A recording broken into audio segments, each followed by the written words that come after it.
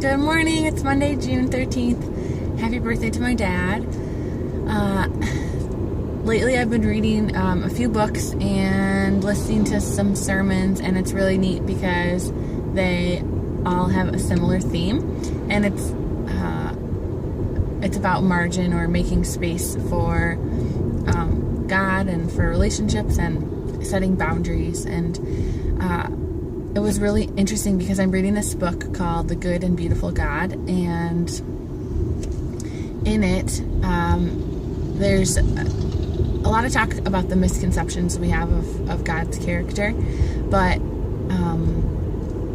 so it goes through the characteristics that are part of him, like he is good, he is trustworthy, and so on and so on. And at the end part of each chapter, they talk about some what they call spiritual disciplines, which is just things that we can do to help us recognize, who God is and draw close to Him.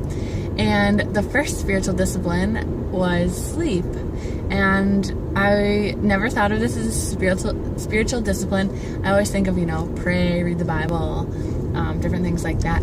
But it talked about the importance of rest, and even from a research standpoint, the importance of rest and sleep and good sleep, and challenged us to maintain a schedule that's regular. And I never thought this would be something spiritual, but really when you think about it, the author says a third of our life is spent sleeping. So God obviously thinks it to be important to us and actually necessary for our survival. And but a lot of times we're going. That's like the first thing that loses, that we forget about. So but when I think about when I'm well rested, I'm more patient. I can process things. I'm just a better joyful person when I'm well rested.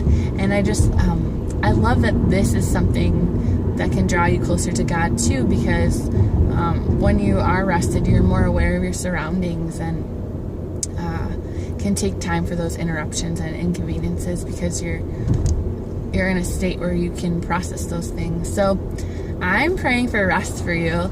I think as Americans, especially anyone watching this, is probably in need of some more sleep or some more rest.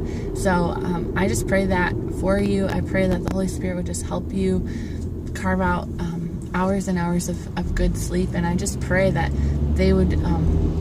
that God would multiply the rest that you have and turn it into something beautiful. And I pray from all of that, it just draws you to Him and helps you see Him and who He is, and draw close to Him in a way that you haven't seen Him before.